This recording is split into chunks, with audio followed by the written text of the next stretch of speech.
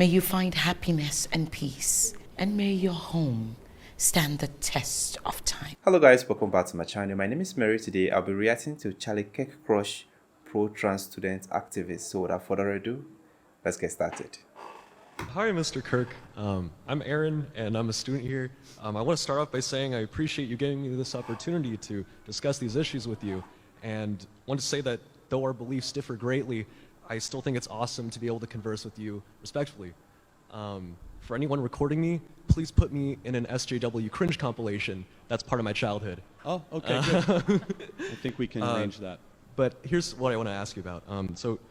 Trans youth experience extremely high suicide rates, and trans youth who transition, receive hormone therapy or surgery have significantly decreased rates of suicide, according to studies by Turbin et al. And Almazan Karoglian et al.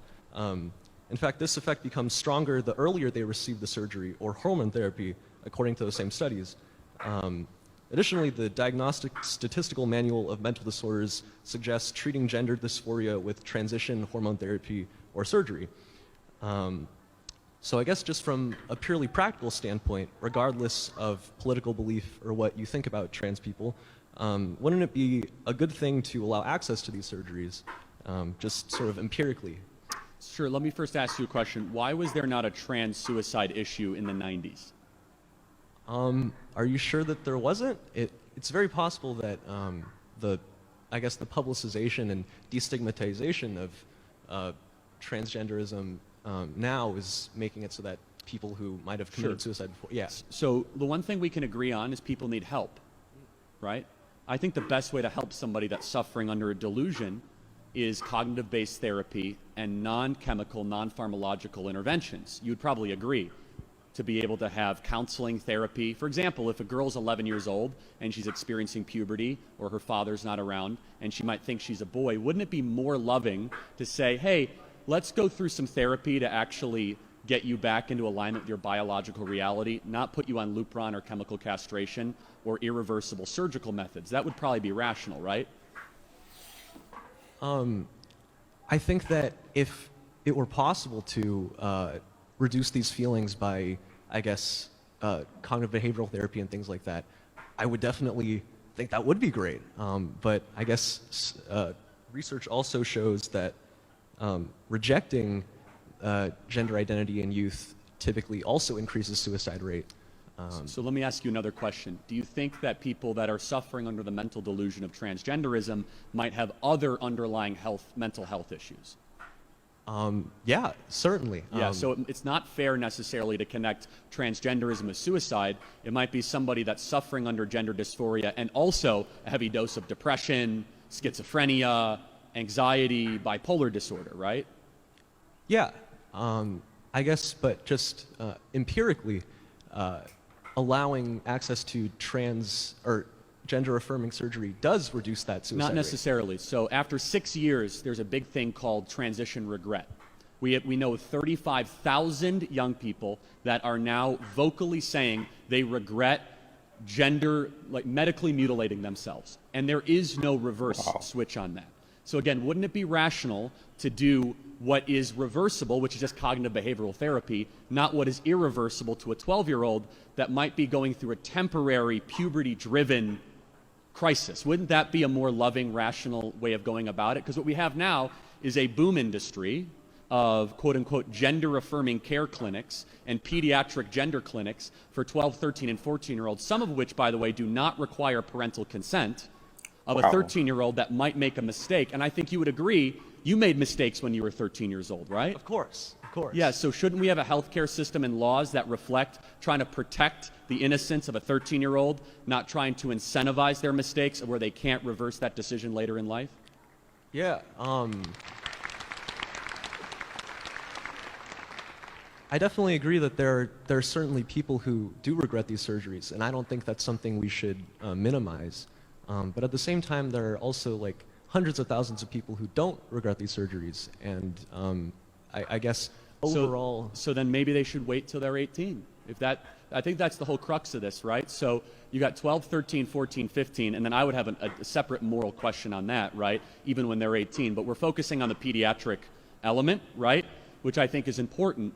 And let me just kind of reemphasize this, which I think is the question. Let me actually ask you this. Is there an age that's too young in your opinion? If a 6-year-old says, I think I'm a boy, do you think it might be too young to do surgery on them? You know, I think it's important for me to admit that I don't really know, but I do think I appreciate the honesty. So, I- but you would probably say 6-year-old, ooh, too much, right? That's true. I honestly wouldn't know.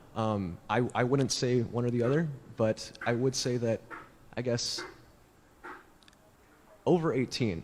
How do we say? What do you Okay, so think? let's close every pediatric gender clinic in America and stop the chemical castration of our youth, which is exactly where we were 10 years ago.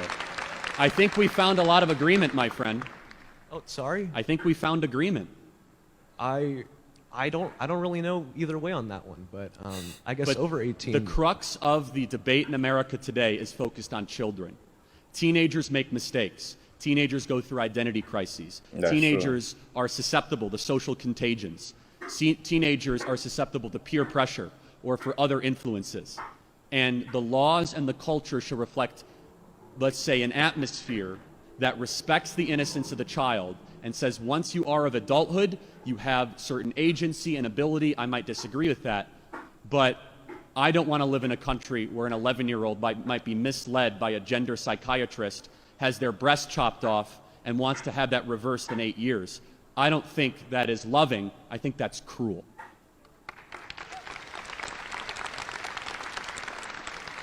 Yeah. I guess I still raise the issue of, in total, the number of people who are committing suicide would probably be reduced if we allowed these surgeries. Not necessarily. So in the short term, yes. When you administer testosterone replacement therapy, you get a boost in self-esteem, you get a temporary boost in mental clarity, but that actually tapers after about 5 or 6 years, which is why you see the transitioner community increasing. I could see you're coming after this from a good place, but I want you to think about this in the days and the weeks, and all of you to think, how young is too young? I think that if you are in the teenage age, 12, 13, 14, and we're trying to say that we are so advanced, we're gonna prescribe Lupron, which was called too inhumane for rapists in prison, to young boys that effectively chemically castrate themselves. I think it is a rational moral argument to say, let's make sure we don't do something irreversible to somebody that might be preyed upon. I think that's rather fair and reasonable. Unfortunately, that's considered radical enough where you have Antifa show up. Okay, I think I agree with Charlie fully because whatever you identify yourself as, the best way for you, the best way is in surgery because it's irreversible. Just like I'm trying out something new and I want to see if it will work. I don't just go all out on it because I don't know how my body will react to it. Just like I'm trying a new food. I travel to China or I travel to India, or like these countries have not tried their food before and I'm trying it for the first time. I'm going to take it in a little bit and see how my body will react to it before I decide to take it fully. You see, when I left Nigeria and came to Ghana, I tried their food. There is this substance they call shito that you add to your food, to spicing the food a bit. And when I tried it, my body reacted negatively to the food. And I ended up, using the washroom, several times in one day. So I decided to, stop it completely. Even right now, I'm still in Ghana, but I don't try to take shit off because I know my body system don't accept it. So it's just like what Charlie is saying. You going under the knife to, correct some things you feel your body don't need, and at the end of the day, you can't reverse the process. So the best thing is you can try it with those your body parts. And if that is what you want, then you can decide to go fully on it, or you wait, say, or we can actually, the way we say, before you start drinking alcohol, you need to be at the age of 18. In some countries, I think some countries are 17, some of them are 21. But you see, we stop children from doing certain things till they are mature enough to be able to face, the consequence of their action. So why don't we do this to prevent people from harming these children? They are children. We need to prevent them from even listening to things like this. till they are old enough to venture into it or start listening, because you see, children can easily be manipulated. That is why if you want to change the mindset of a certain race, you start from their children. Before you know, you've changed it completely, because the old people are leaving. These new people are the new generation. So whatever you're able to convince them about will stick in. So that is why we need to protect our children, protect them from hearing several things and from venturing into things like this. I've actually met my mom and told her that I need this, and she ended up not buying it for me. Not because she don't have the money, but because she feel it's not necessary. I don't need it. It's just something that maybe I'm seeing people using, and I feel like I want to have it too.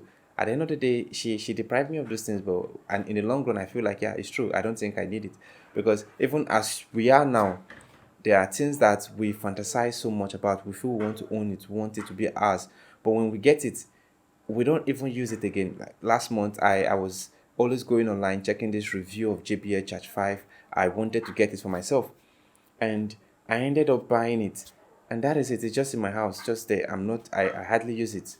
But before I got it, I was all over the internet, watching review, watching the buzz system, watching several things about it. I just wanted to have it for myself. But that is it about life. We don't get, like, we don't, use our body as experiment for something that is irreversible. Anyway, I love this. I love the dialogue. I love how they went about this. And I want to see more videos like this. If you have any recommendation, let me know in the comment section. If it is your first time visiting the channel, click on the subscribe button. Thanks for watching. I remain blessed.